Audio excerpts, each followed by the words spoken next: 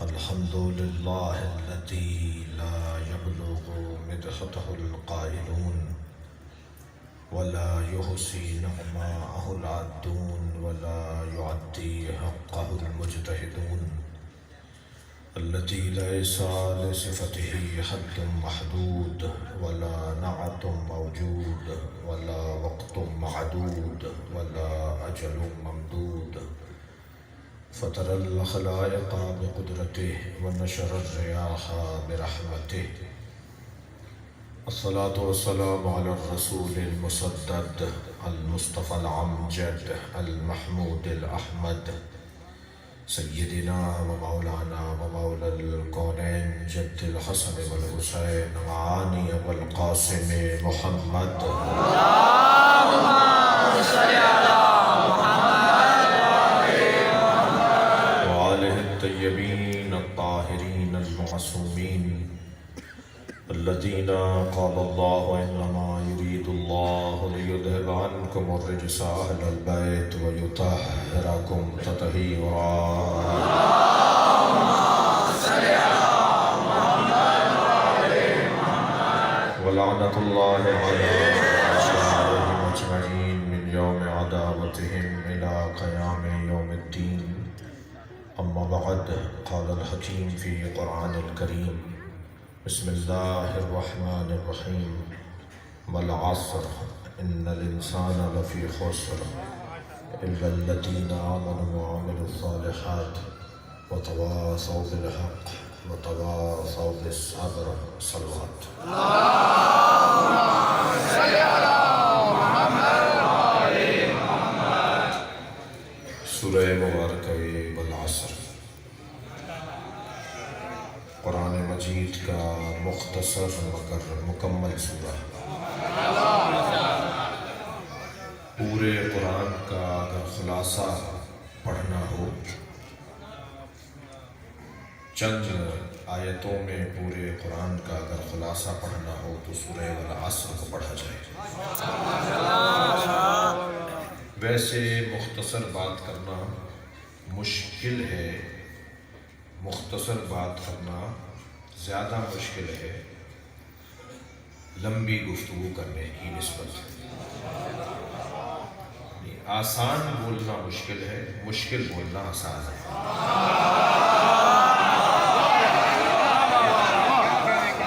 فصاحت اور بلاغت کا تقاضا یہ ہے کہ انسان ایسا بولے کہ مختصر ہو، جامع ہو اور مکمل ہو. خلاصہ دو جملوں میں بات کریں، ایک جملے میں بات کریں. ہم رسانوں پر ہوتے ہیں، مختلف ٹی وی چینلز پر ہوتے ہیں، تو آخر میں کہا جاتا ہے کہ جی پروگرام ختم ہو رہا ہے، آخری ایک بات آپ کریں پوری گفتگو کا خلاصہ. تو پوری ایک گھنٹے کی گفتگو کو ایک جملے میں بیان کیا جاتا ہے. ہندوستان میں یوم حسین ہو رہا تھا اور یوم حسین کا موضوع تھا کہ کربلا نہ ہوتی تو کیا ہوتا.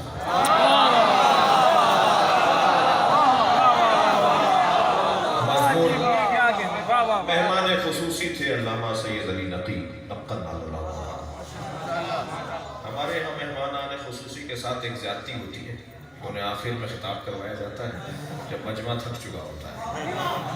سارے دن کا سیمینار تھا، آخر میں کہا جی آپ آئیے. جب لوگ تھکے ہوئے تھے تو اس دن تو ایسا نہیں ہوا، مگر وقت ختم ہو گیا تھا اور 5 منٹ رہ گئے مثلاً اذان ہونے میں اور وقت ختم ہو گیا کہ اب اس کے بعد گفتگو نہیں ہونی.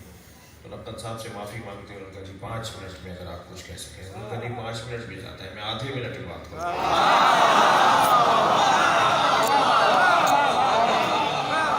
نقن صاحب مائک پر ہے اور سیمینار ہے کربلا نہ ہوتی تو کیا ہوتا. نقن صاحب نے کہا جی میں بسم اللہ پڑھ کے کہا جی ایک جملے میں پورے سیمینار کا خلاصہ کر دوں گا کہ اگر کربلا نہ ہوتی تو جمعے کی نماز بدھ کو ہوتی.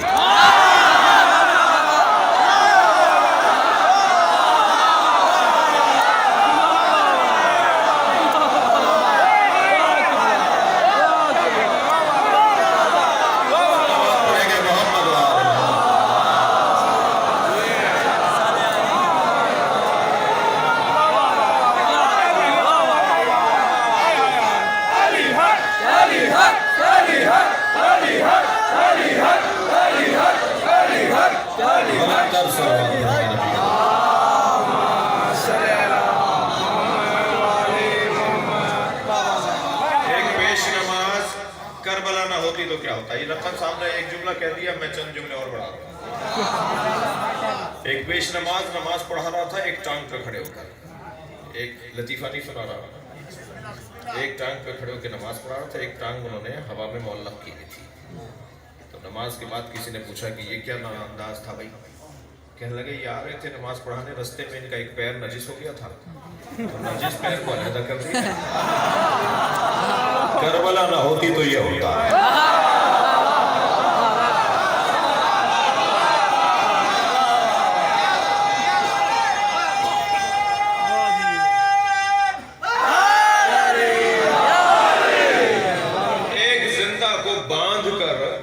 پہ لٹایا ہوا تھا اور نماز پڑھا رہے تھے مولانا صاحب نماز جنازہ, اور 40 لوگ نماز پڑھ رہے تھے.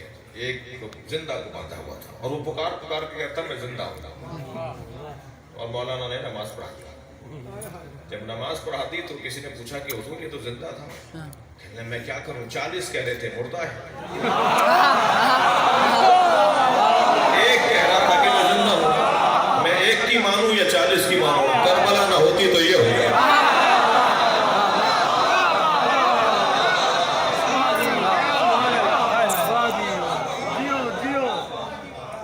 افغانستان میں ایک جنازہ لے جا رہے تھے, تو کہا جی جنازے کا منہ کھول کے دکھاؤ ہے کون؟ مرد ہے عورت کا؟ جی مرد ہے. کا منہ کھول کے دکھاؤ. اب وہ جب منہ کھول کے دکھایا تو وہ داڑھی منڈا ہوا تھا, اس نے کلین شیو کیا ہوا تھا. تو کہنے لگے اس نے گناہ کیا ہے, پہلے اس کو 20 کوڑے مارے جائیں گے پھر دفنایا جائے گا. کربلا نہ ہوتی تو یہ ہوگا. سلمان پڑھے ذرا محمد و آل محمد.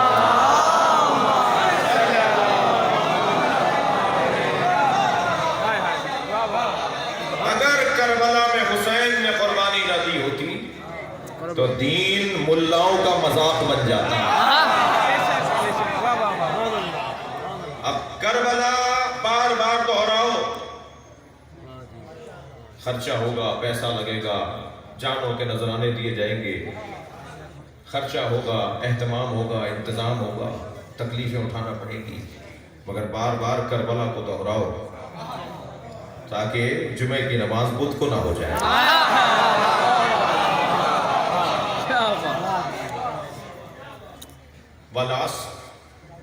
خلاصہ مختصر پورے قرآن کا خلاصہ سورہ مبارکہ ہے. خلاصہ مجھ سے اگر کوئی کہے کہ کتنے عرصے سے مجلس پڑھ رہے ہیں, تو مجھے یاد آ رہا ہے کہ میں کوئی 25-27 سال سے مجلس پڑھ رہا ہوں. بچپن سے ہی, کم سنی سے ہی, اور پھر مدرسے چلے گئے, پھر قم چلے گئے, اور پھر قم میں بھی بہرحال نالائق طالب علم نہیں تھے. تو مجھ سے اگر کوئی کہے کہ جی آپ نے 25-27 سال کی ریاضت اور محنت میں حضرت ابو طالب پر کتنی کتابیں پڑھی ہیں, تو میں کہہ سکتا ہوں کہ میں نے 10 سے زیادہ کتابیں حضرت ابو طالب کی عظمت پر پڑھی ہیں. شان ابو طالب بیان ہونی چاہیے, ایمان ابو طالب بیان کرنا توہین ہے.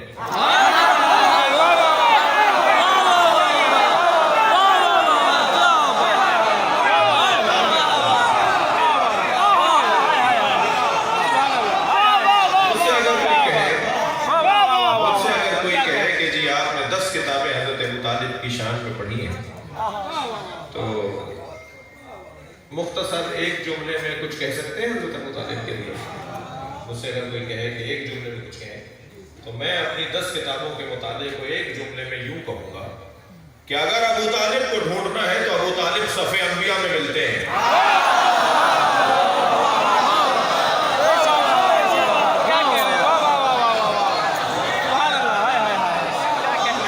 سلوات پڑھیں گے نبی کی ذات پر.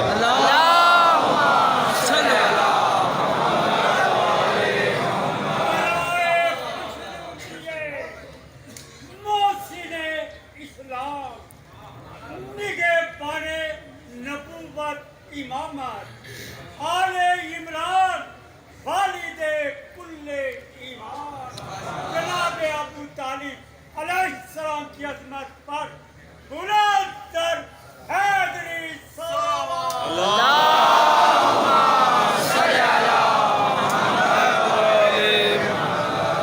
بنا سکتے تو جگہ بنا دو, ایک صلوات پڑھیں گے اور نبی کی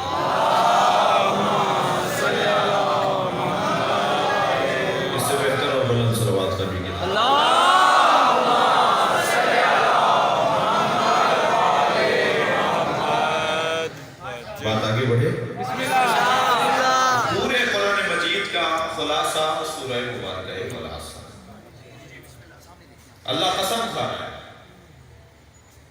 قسم تو میں اس لیے کھاتا ہوں کہ میری بات پر اعتبار ہو جائے. میں سچ کہہ رہا ہوں. لوگ مان نہیں رہے تھے. میں نے کہا مولا عباس کی قسم میں سچ کہہ رہا ہوں. تو فوراً میری بات مان لی جائے گی اس لیے کہ میں نے قسم کھائی ہے. اللہ کو کوئی مانے یا نہ مانے، بات اللہ ہی کی ہے. خبردار، دنیا جو کہتی ہے وہ نہ مانیے گا، چاہے سمجھ میں آ رہا، اور جو اللہ کہہ رہا ہے وہ مانیے گا چاہے سمجھ میں نہ آ رہا.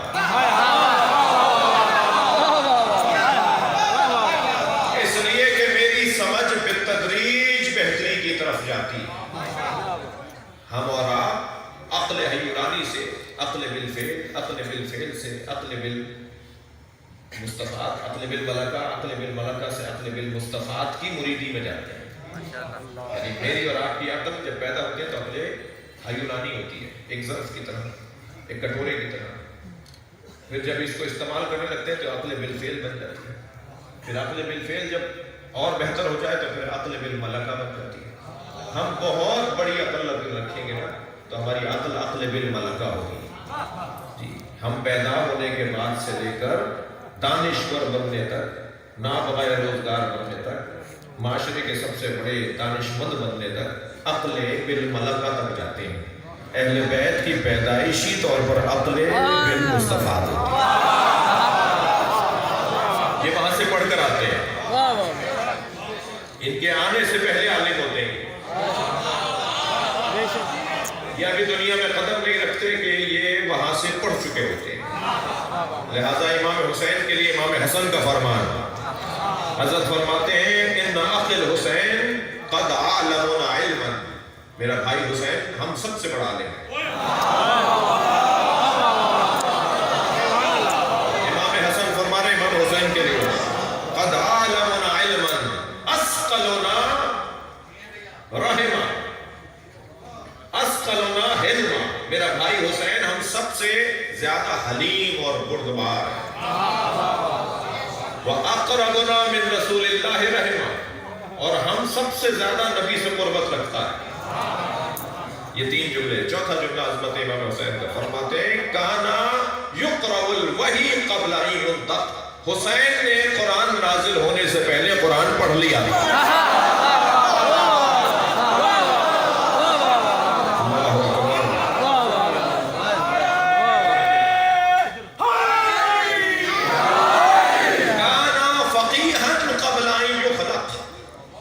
حسین دنیا میں آنے سے پہلے فقیہ تھے. یہ تو ان کا حال، ان کی کیفیات اور ان کی عظمت ہمارے ساتھ مقایسہ نہیں ہوگی، ہمارے ساتھ قابل مقایسہ نہیں ہے. اور یہ میرا کوئی زور عقیدت نہیں ہے، یہ کوئی جذبہ نہیں ہے، کوئی جذباتیت نہیں ہے، بلکہ مولا علی کا حکم ہے. لا یقاس بعلی محمد احد من هذه الامہ. خبردار، اس امت کے کسی فرد کو بھی آل محمد کے برابر ملا کر ایسا نہیں کرنا. وہ بھی بڑے، وہ بھی بڑے. جب اگر کسی بڑے کے ذکر کرنا تو اہل بیت کے علاوہ بات کرنا. اہل بیت کے برابر ملا کر اہل بیت کے ساتھ کسی اور امت مصطفیٰ کی کسی فرد کو برابر ملا کے نہ بٹھانا. جملہ سنے مولا علی کا. فرماتے ہیں کیفا یصبا من جرت نعمتہ، کیسے وہ اہل بیت کے برابر ہو سکتے ہیں جو اہل بیت کے ٹکڑے کھاتے ہیں.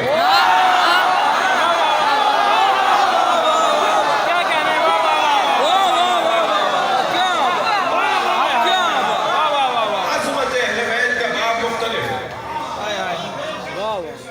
بے احترامی کسی کی نہ ہو، توہین کرنا حرام ہے.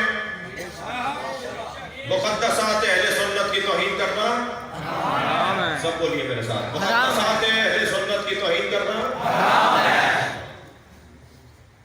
گھبرائیے نہیں، میں مکتب اہل بیت کا خطیب ہوں. آدھی بات سن کے نہیں جائیے گا. مقدسات اہل سنت کی توہین کرنا، خلفائے ثلاثہ امہات المومنین کی توہین کرنا، کیونکہ मुक़द्दसात अहले सुन्नत हैं, हराम है, मगर याद रहे हम फिदक पढ़ेंगे।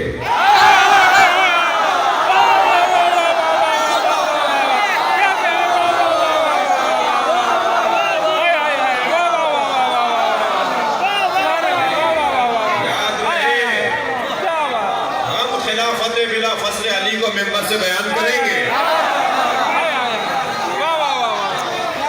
याद रहे हम अफजलियत मौला अली को बयान करेंगे।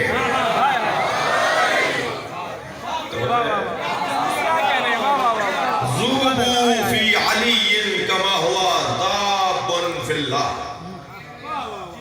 अली में ऐसे गुम हो जाओ जैसे अली अल्लाह में गुम हो गया।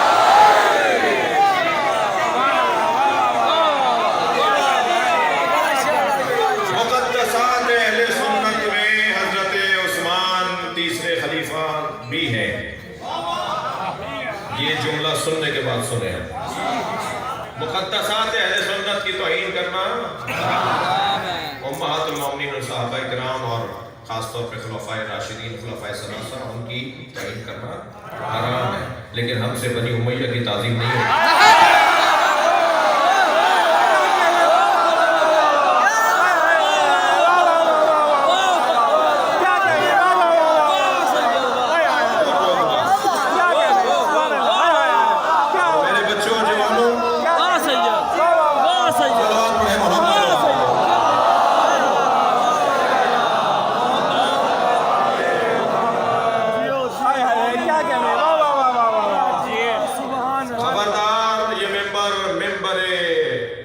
मदीना की शबी,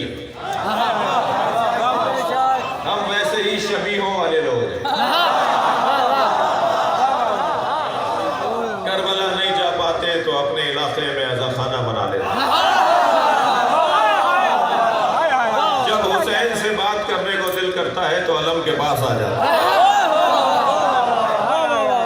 जब अब्बास से तवस्सुल चाहते हैं तो अलम के नीचे आ खड़े होते हैं। ये हर इलाके में इमाम बारगाह हुसैन का खैमा है। और याद रहे कि हुसैन का खैमा हर आने वाले हुर के लिए खुला हुआ है।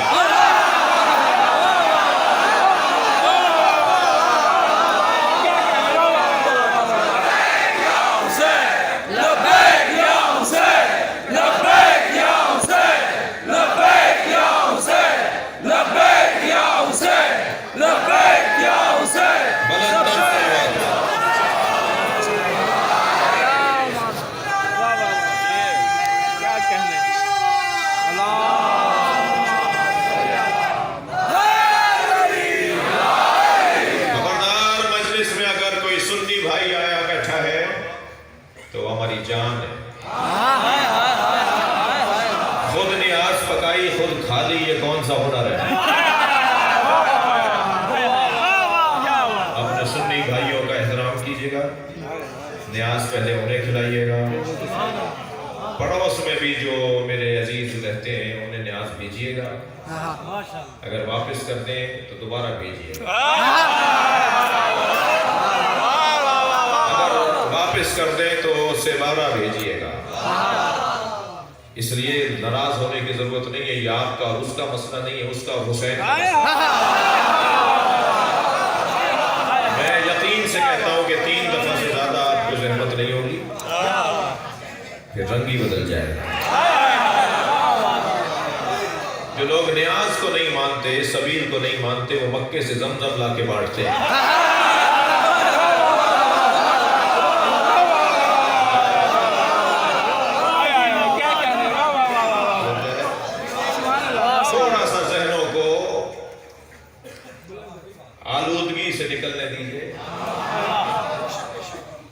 باتیں سمجھ میں آ جائیں گی.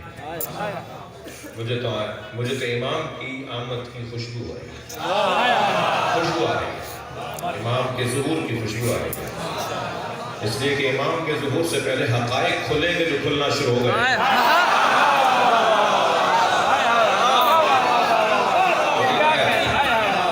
میں ایک مدت سے ڈھونڈ رہا تھا کہ پاکستان میں یزید کا چاہنے والا کون ہے.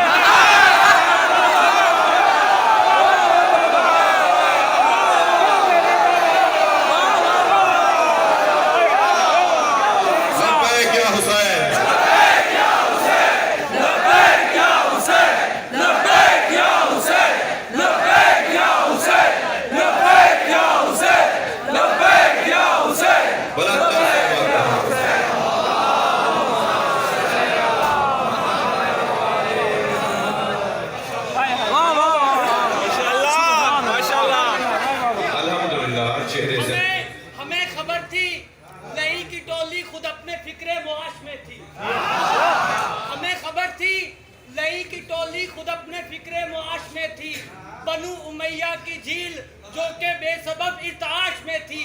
چلو یہ اچھا ہوا تمہاری منافقت کھل گئی ہے, ورنہ حسینیت تو بہت دنوں سے یزیدیت کی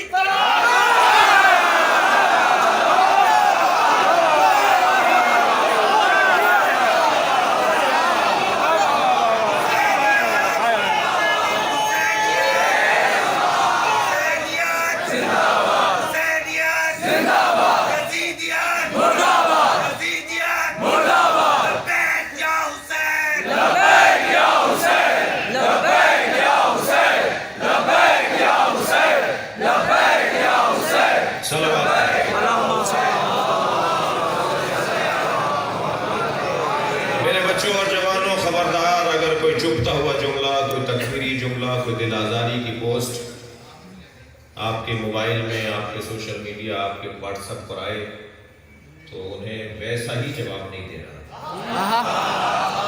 مہذب لوگ گالیاں نہیں دیتے,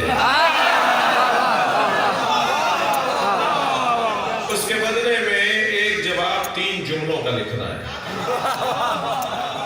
پہلا جملہ تو لکھنا ہے حسینیت دوسرا جملہ یزیدیت تیسرا جملہ پاکستان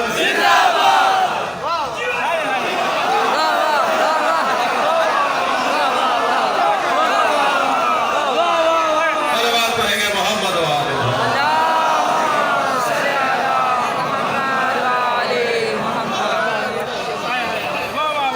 سید واہ کیا علی مولا علی مولا علی مولا علی مولا علی مولا علی مولا علی مولا علی مولا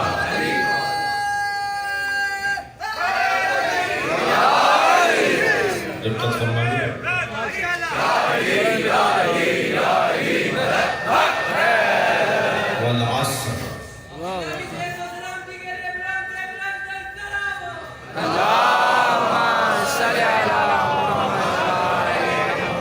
آپ سب کی سلامتی کے لیے بلند کر سکتا اللہم صلی علی محمد علی محمد. توجہ کر رہے ہیں. والعصر اللہ قسم کھا رہا ہے, تو میں تو قسم اس لیے کھاتا ہوں کہ میری بات پر اعتبار ہو جائے. اللہ کو کیا ضرورت ہے, کوئی مانے تب بھی اللہ کی بات حق ہے, کوئی نہ مانے تب بھی بات اللہ کی حق ہے. تو اللہ نے قسم کیوں کھائی ہے؟ اللہ نے قسم اس لیے کھائی ہے کہ جس کی قسم کھا رہا ہے وہ اس قابل ہے کہ اللہ اس کی قسم کھائے. اب اللہ نے قسم قرآن مجید میں 15 سے زیادہ کھائی, 15 سے زیادہ اللہ نے قسم کھائی. واللیل والفجر والصبح والصبح والنہار والعصر. دیکھیں نہ کوئی دن قابل اعتبار ہے, نہ قابل مذمت ہے, نہ کوئی گھڑی, کوئی لمحہ, نہ کوئی گھوڑا, نہ کوئی گدھا, نہ کوئی اونٹ, نہ کوئی اونٹنی, نہ کوئی آدمی. کوئی قابل تعریف اور قابل مذمت نہیں ہے. نسبتیں ہوتی ہیں جو اسے قابل تعریف اور قابل مذمت ہیں.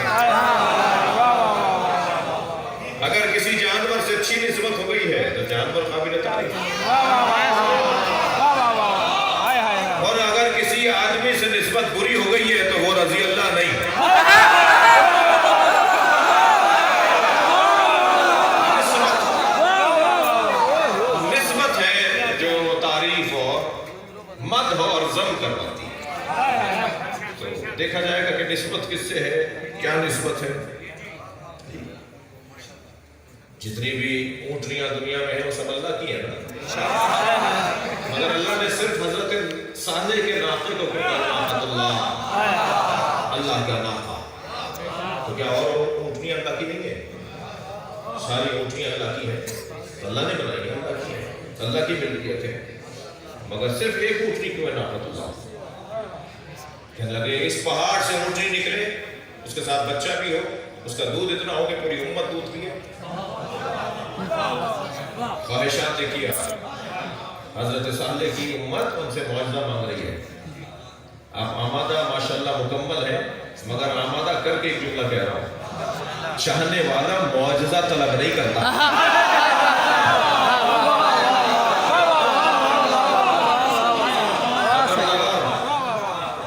مولا عباس کچھ دیں گے تو مانو گے, یہ چاہنے والوں کی نشانی نہیں ہے. کچھ دیں تب بھی اسی دروازے پر رہیں گے, نہ دیں تب بھی دروازہ چھوڑ کر نہیں جائیں گے. آیت اللہ جوادی عاملی حاضر آیت اللہ وحید خراسانی فرماتے ہیں کہ اگر میں نے یہ کہہ دیا کہ میں اہل بیت کے در کا کتا تو مجھے توبہ کرنا پڑے گی, اس لیے کہ دعویٰ بڑا ہے, دلیل نہیں ہے.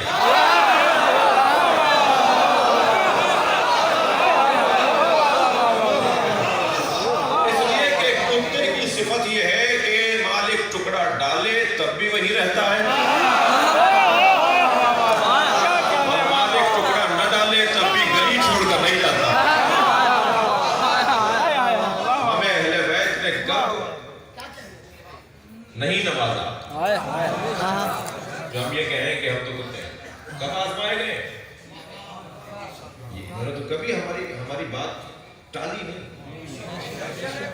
خاص طور پر 7 دن سے زیادہ تو یہ اپنے چاہنے والوں کو پریشان نہیں کرتے. تو 7 دن میں آزمائش میں اس لیے رکھتے ہیں کہ دیکھتے ہیں کہ دروازہ چھوڑ کے تو نہیں جا رہا.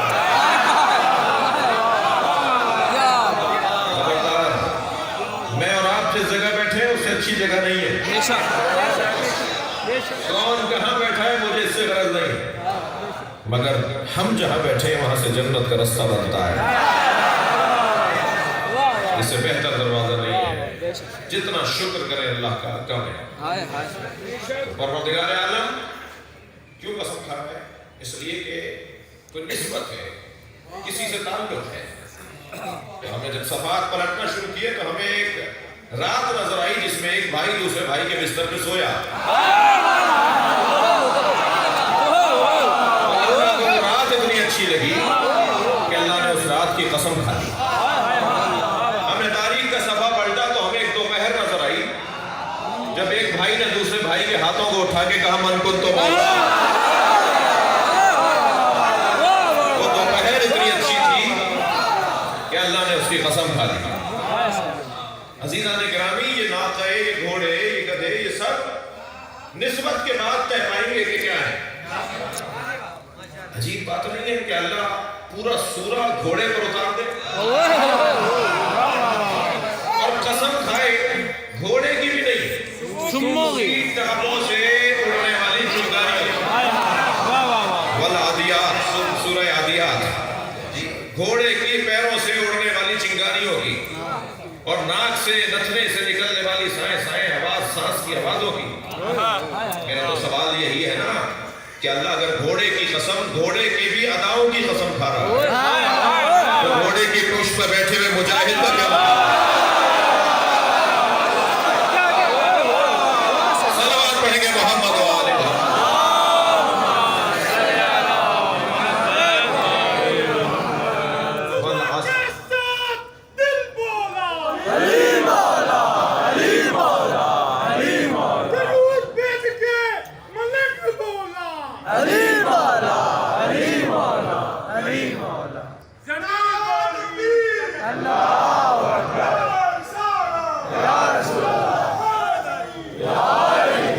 توجہ کر لی, قسم ہے عصر کی. اب یہ عصر سے مراد ظہر کے بعد والا عصر ہے, یا محاورتاً ہم کہتے ہیں فلاں فلاں کا ہم عصر ہے.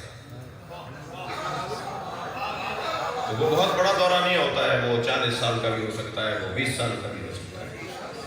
اللہ جب والعصر کہہ کے قسم کھا رہا ہے تو اللہ کسی دورانیے کی، کسی زمانے کی قسم کھا رہا ہے۔ وہ زمانہ کس کا ہے؟ بس اس زمانے کی قسم کھائی ہے اللہ نے جس زمانے میں ہمیں پلٹانا چاہتا ہے۔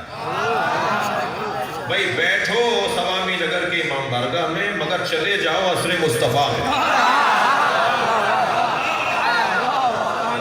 رہو 1442 ہجری میں، 2020 میں، مگر چلے جاؤ 11 ہجری میں، 10 ہجری میں، بعثت کے ایام میں، ہجرت کے دورانیے میں، پلٹو اس زمانے میں۔ قائد اعظم جب پاکستان بنا رہے تھے اور بننے